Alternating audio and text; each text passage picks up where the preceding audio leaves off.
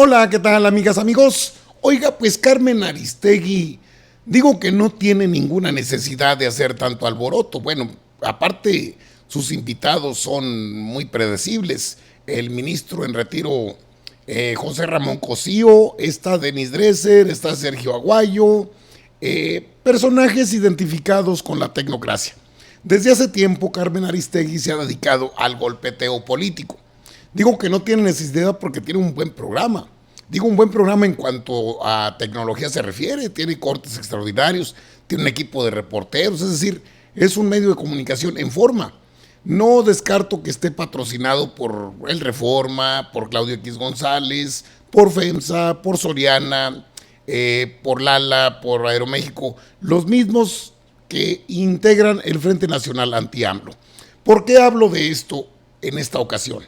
Porque Carmen Aristegui ahora resulta que somos bots, los seguidores del presidente Andrés Manuel. En tiempo de definiciones, más vale llamar a las cosas por su nombre. Creo que Carmen Aristegui ha jugado bien su papel.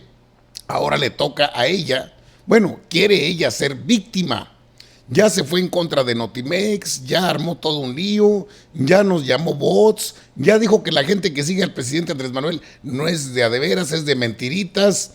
Luego sale con el pleito con San Juana Martínez, de Notimex, la directora. Bueno, la presión de Aristegui llevó a ese asunto de un sindicato con ex empleados promoviendo una huelga. Pero no dice nada de los Oxxos donde son negreros con los trabajadores. No habla de las estructuras, pues lamentablemente en contra de los trabajadores del grupo FEMSA, de José Antonio Fernández Carvajal. Poco toca a otros personajes que no sea el presidente. Se ha convertido en su favorito. No, si es válido, es un medio de comunicación. El propio presidente lamentó que haya ataques a la libertad de expresión. Se entiende la libertad, pero no se entiende el libertinaje. En ese sentido, pues, ¿qué es lo que sigue Carmen Aristegui? En redes sociales, obviamente, la sociedad responde y le responde con todo. El problema no está en las respuestas, sino en la actitud que asume, en este caso, Carmen Aristegui, identificada con el Reforma, amiga de Alejandro Junco de la Vega, amiga de todos los tecnócratas, digo, Denis Dresser, José Ramón Cosío, Sergio Aguayo, entre otros personajes a quienes gusta invitar. Es cierto que invita a un corresponsal de Proceso muy bueno, pero solo para hablar temas de Estados Unidos, temas a modo. Se le llama información sesgada, información a modo para beneficiar a sus patrones. Ella ya tiene patrones, siempre los ha tenido, solo que en algún tiempo nos hizo creer que no, que ella era verdaderamente imparcial. Una buena periodista no lo es. Digo, los buenos periodistas se mantienen en su postura. No es porque tengan que apoyar a Andrés Manuel. ¿Cómo agarran a Lord Molécula por una pregunta que planteé en la mañanera? ¿Que no tenemos derecho a preguntar tal y como queramos? ¿Que no existe en ese contexto la libertad? Y digo hacer un punto de referencia, porque he estado en la mañanera y he planteado preguntas y me han cuestionado, bueno, me han hasta pues criticado y ridiculizado en TV Azteca, por ejemplo, que no hay problema, están en su derecho y tienen ese derecho. Sin embargo, parece que ella es la nueva figura central de lo que ella dice que no existe y lo que José Ramón Cosío también dice que no existe, el bloque opositor amplio. Es una boa más de las boas que ahora se victimizan. Mire, aquí están los datos, vamos a ellos, acompáñenme, por favor, vamos a esos datos, porque no le queda, porque tiene lo suficiente para vivir bien y muy bien, pero son de los que no tienen llenadera. Lástima, perdimos a Carmen Aristegui. Digo lástima porque al final de cuentas sabíamos que eso podía pasar en cualquier momento. Ya está del otro lado, definida. Ahora sí es un medio definido. ¿Es que le vas a dar publicidad? No, es para quitar máscaras, para que no nos jueguen el dedo en la boca y se hagan pasar por liberales cuando son conservadores, pero de hueso colorado, solo jugando con con la audiencia, manipulando el medio a su alcance, uno de los más connotados entre los conservadores, no de la 4T porque no la requiere, y quizás eso le moleste mucho. Mire usted, alerta, artículo del Washington Post sobre ataques en redes contra Aristegui por caso Notimex. Ya esto es cosa del pasado, pero lo reviven. El artículo de opinión de autoría del periodista Steve Fisher hace un recuento de los ataques en redes y hashtags lanzados en contra de Aristegui Noticias y Carmen Aristegui tras reportar sobre el caso Notimex. Bueno, ya este es artículo 19 en contra del presidente. Sabemos que también está el ITESO, también está pues este artículo 19 y muchos más. Pero si tiene alguna duda, mire usted, aquí tengo algunos datos que vale la pena tomar en cuenta. Esto es algo de los programas que ha publicado Aristegui en línea o Aristegui Online, que es su portal informativo. Escuche tantito, por favor. La doctora Denise Dresser consideró que el presidente ha dividido a la población, cuando durante una pandemia debería unir al país. Además de que ha ofrecido mensajes como el decálogo del fin de semana, semáforos que cambian de color con mecanismos inexplicables, subregistros de casos y fallecimientos que solo se reconocen cuando lo apunta la prensa internacional. Una economía que reabre con una estrategia improvisada, con un gobierno que obliga a los pobres a salir de las calles porque no les dio apoyos económicos para quedarse en casa, mediante una política conservadora, que puede resumirse así: sálvate a ti mismo, porque el gobierno no te va a ayudar. Y a un presidente que en medio de la pandemia, aparte de denostar a muchos mexicanos cuando debería unirlos, ha ofrecido mensajes como el decálogo. Vemos semáforos que cambian de color sin explicaciones creíbles, picos de contagio que se anuncian y después no ocurren, subregistros de muertos e infectados que solo se reconocen después de ser señalados por la prensa internacional, y una economía despedazada que ahora se reabre con una estrategia improvisada. Y lo más triste aún, a mi juicio, un gobierno que ahora va a obligar a los pobres a salir de nuevo a la calle, a trabajar y a infectarse, a contagiarse, porque no les proveyó apoyos económicos para que se quedaran en casa. Y eso creo que evidencia un presidente que ha optado por la actitud del conservadurismo más duro. Sálvate a ti mismo porque el gobierno no te va a ayudar. Bueno, ahí quiero detenerme un poco porque para recordarle a Denise Dresser, a Carmen Aristegui, ¿alguna vez Calderón se preocupó por nosotros? Digo, desde que tengo uso de razón, y puedo hablar desde López Portillo, de la Madrid, Carlos Salinas de Gortari, el gran estafador de este país, el vendepatrias más grande.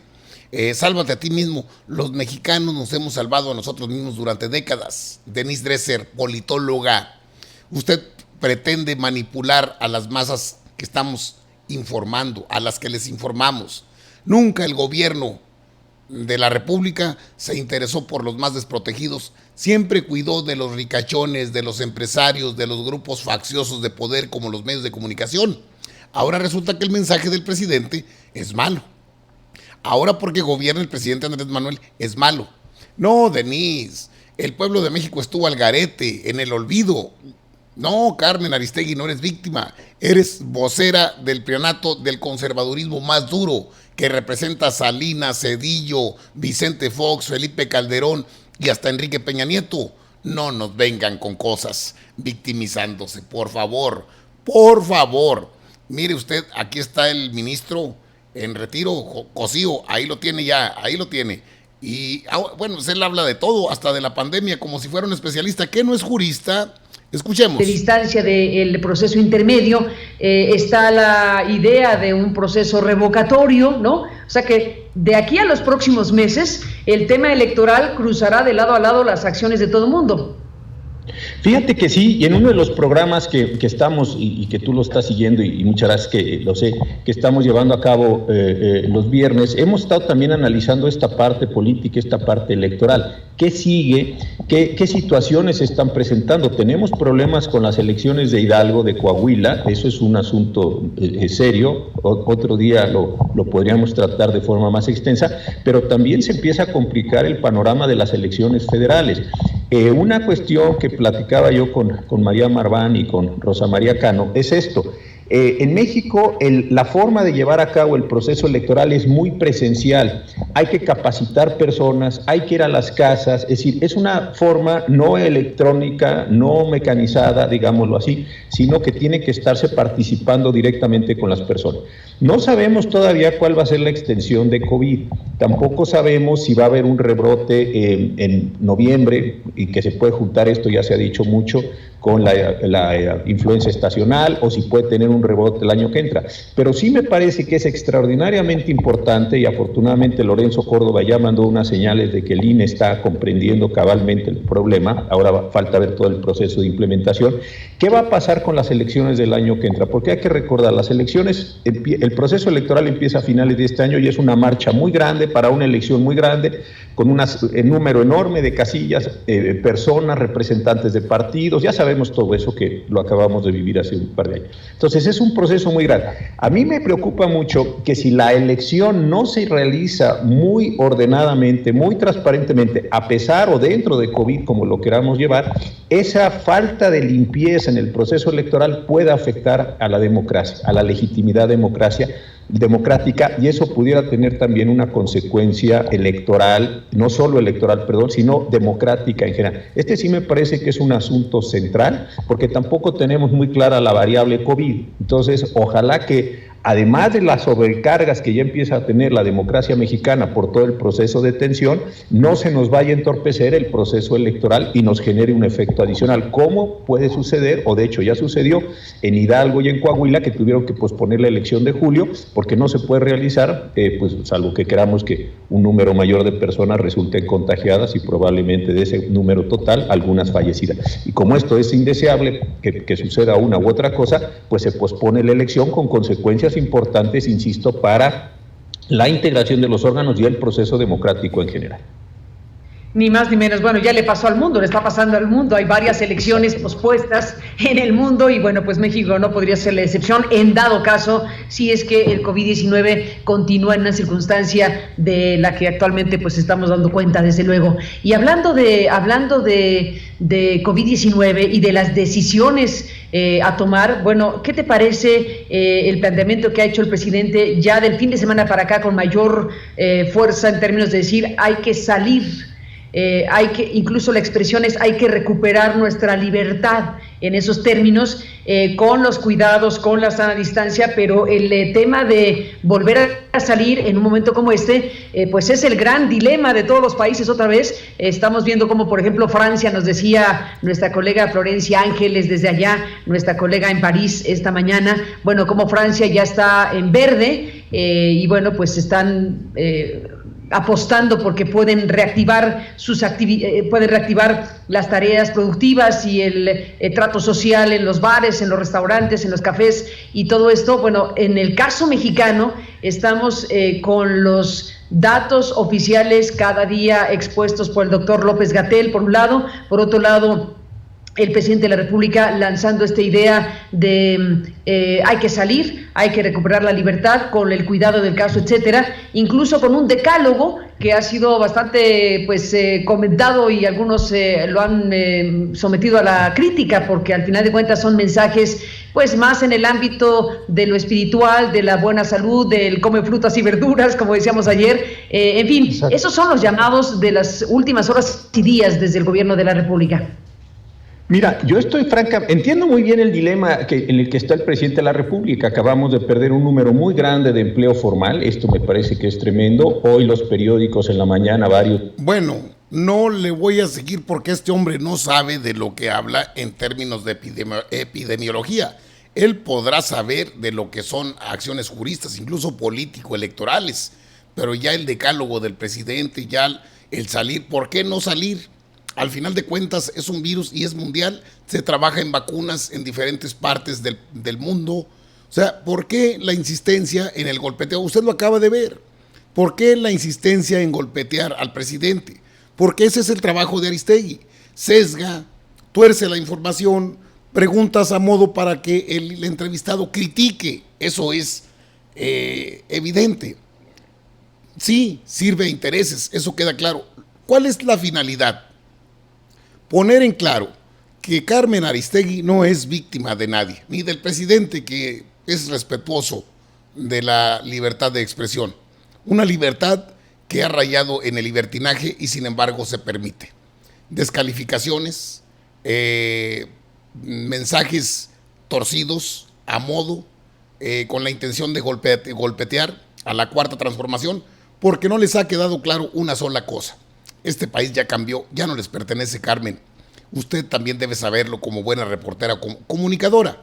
Reportera no es, por eso tiene un equipo de reporteros. Usted es comunicadora, usted es presentadora de noticias. Digo, las investigaciones las han hecho sus equipos, muy buenos equipos, por cierto, y también buenos para golpear. Son buenos para lo bueno y son buenos para lo malo. ¿Cuál es el juego de palabras?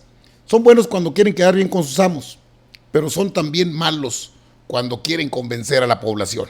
Es una sociedad muy despierta políticamente y con una ideología que está en otra dimensión. Está exhibida Carmen Aristegui. Sí, es del bloque opositor amplio, sí, tiene patrones en el Reforma, FEMSA, Soriana, Lala, Aeroméxico, entre otros, Larrea, Claudio X González, todos ellos. Amigas, amigos, están informados. Aquí en ACM Canal 54, su canal, con su amigo Albino Córdoba. Nos vemos en la próxima. Órale pues, nos vemos.